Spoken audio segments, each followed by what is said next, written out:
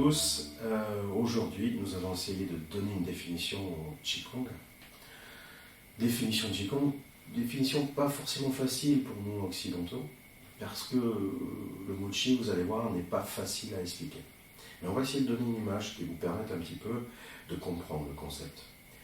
Gong veut dire pratique. Et Qi, c'est communément appelé énergie, souffle, vie. C'est la pratique du Qi, la pratique de l'énergie, la pratique de la vie.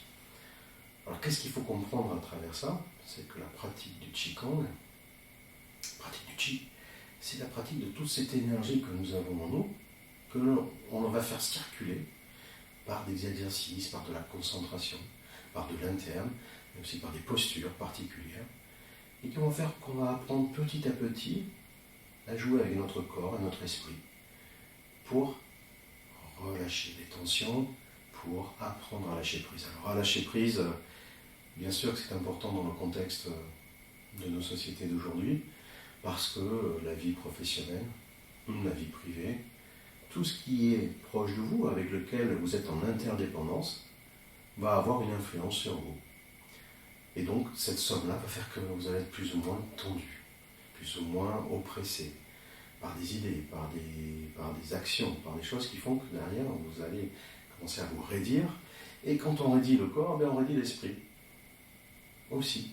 Donc, quelque part, cette haine, cette colère qui peut monter petit à petit, et puis tout ce qu'on connaît avec ce mot stress, le mot burn-out, des dépressions nerveuses, des choses comme ça, tout ça, c'est la conséquence de toutes ces tensions qui montent et qui restent enfouies à l'intérieur, du corps qui se raidit, du mal au cou, du mal au dos, toutes ces pathologies qui vont arriver.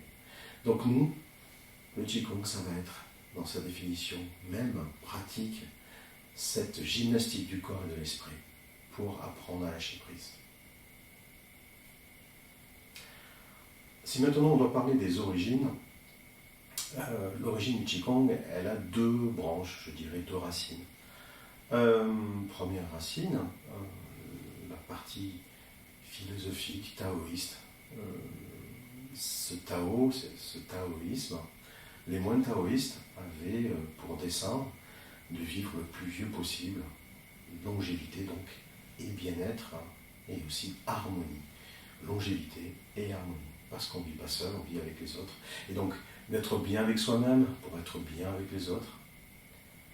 De travailler aussi une zone qui est importante, on va le revoir et on le reverra en Qigong tout le temps, travailler le rein.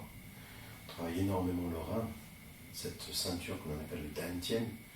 Cette ceinture-là, on va travailler énormément par des mouvements de torsion, des mouvements de concentration avec des points de focalisation par l'esprit, de manière à travailler ce rein, qui est cet organe qui a besoin qu'on le soutienne, parce que le rein, quand on est petit, on a plein d'énergie, vous avez sûrement des enfants, peut-être des petits-enfants, et il y a cette énergie quand on est, qui est fabuleuse, et qui vous fatigue souvent, et quand on vieillit, on s'aperçoit que petit à petit, cette énergie, elle décroît un peu, on a moins cette vitalité saine. Et donc, à travers le Qigong, c'est de pouvoir réguler, s'économiser, travailler des mouvements justes, et laisser circuler à l'intérieur, et puis renforcer ce rein pour que derrière, effectivement, il y ait cette vie plus longue et plus en harmonie, plus relâchée.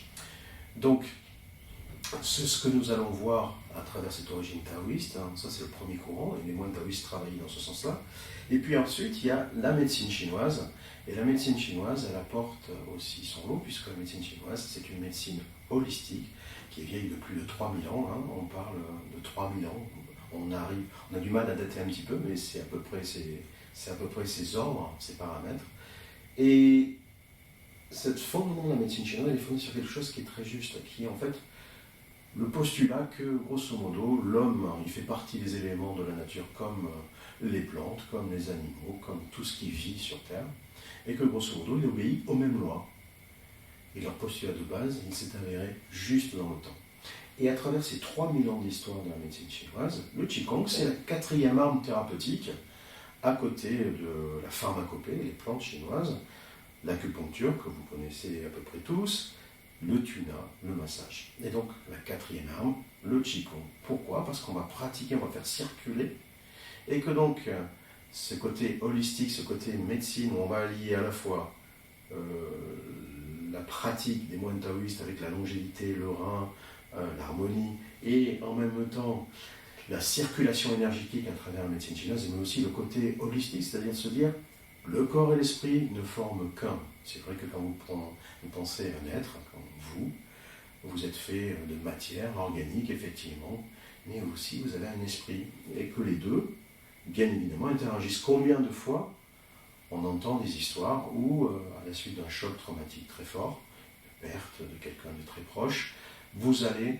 avoir une maladie qui va se déclarer quelques mois, des fois quelques années après, de cancer, de choses des fois moins graves, mais des choses qui vont dérégler le corps, parce qu'en fait, pour la médecine chinoise, évidemment, il y a un lien entre l'émotion trop forte, une émotion négative, quelque part, qui va affecter physiologiquement le corps. Voilà. Donc, en travaillant les émotions, en régulant tout ça, et c'est le Qigong, c'est un régulateur. Il faut penser régulation. Vous savez, souvent quand on part en Qigong en cours, des fois on est fatigué, comme tout le monde, ou des fois on est un peu excité, énervé par la journée. Et bien en fait, chaque fois que vous allez finir votre séance, vous aurez ce niveau plutôt régulier, détendu, une forme d'énergie. On n'en a pas assez, eh bien, ça remonte. Et on en a trop, on la régule, on se calme. C'est cette régulation, parce que la santé, c'est la régulation. Et dommage qu'effectivement en France, la médecine au niveau préventif ne soit pas si encouragée, parce que le Qigong, c'est justement vraiment un acte préventif pour laisser circuler les circuits lymphatiques, nerveux, sanguins, détend le corps, l'esprit, et petit à petit, au bout d'un an, effectivement, vous allez sentir qu'un an de pratique suffit souvent, quoi, pour commencer à sentir, tiens, un relâchement, tiens, j'ai mes épaules plus basses, ah, tiens, je me tiens mieux, mon dos est plus droit, plus aligné. Ah, mais finalement aussi, je suis moins énervé lorsque quelque chose m'arrive, je suis beaucoup plus tempéré. Et c'est ça la transformation du Qigong. C'est ça un peu la magie de cette pratique, qui n'est rien de magique, c'est vraiment du travail et du travail. Vous savez, en Asie, en Chine, dans les pays asiatiques comme en Inde, où le temps est relatif, on peut travailler toute sa vie, et effectivement, en Qigong, on peut toujours évoluer vers des niveaux encore plus importants au niveau de l'esprit, au niveau de la concentration, au niveau du relâchement. Et en fait, vous apercevrez que souvent, faites le test auprès de chez vous, si vous touchez les gens, la plupart du temps, il y a des tensions. Les gens sont tendus. Et en fait, cette tension, ça caractérise quoi en fait? La tension intérieure de l'esprit, tension du corps. C'est du stress, c'est des choses qui font que vous raidissez. Alors qu'en fait, la détente, c'est justement cet état d'esprit, relâcher. On voit arriver les choses, mais on les prend. C'est se faire toujours à moitié, je dis toujours à moitié vide ou à moitié plein. Eh bien, nous allons choisir le verre à moitié plein. Parce que c'est la façon de voir les choses, c'est la façon positive de voir les choses. Et puis, c'est la façon aussi de se réguler, de se guérir parfois, d'aller mieux, de se sentir mieux, soi-même et vis-à-vis des autres.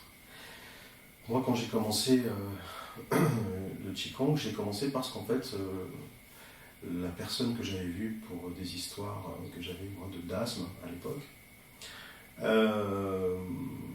était un médecin chinois. Et ce médecin chinois qui s'appelle Ko Ninjiang, qui est un très bon médecin chinois à Paris, et qui était aussi un maître de Qigong et Tai Chi, Bagua, différentes techniques chinoises. Ce maître en art énergétique m'a dit, si tu veux faire la médecine chinoise, apprends le Qigong. Parce qu'avec le Qigong, c'est apprendre à te connaître toi-même, mieux ressentir les choses, toi, à l'intérieur. Et dans ces cas-là, effectivement, ça sera beaucoup plus facile pour toi de sentir aussi les êtres à l'extérieur, les autres. Voilà. Et je l'en remercie tous les jours parce qu'effectivement, grâce à ça, j'ai pu changer ma vision des choses, mais j'ai même changé ma vie, dans le sens de ma vision, avec des choses beaucoup plus simples, des choses beaucoup plus relativisées, qui font que la vie est plus heureuse, on se satisfait de choses plus simples. Et quelque part, avec ce sort de détachement, mais aussi en même temps en profitant des belles choses, hein, je peux petit à petit améliorer ma vie, améliorer ma condition, vivre mieux avec mes proches.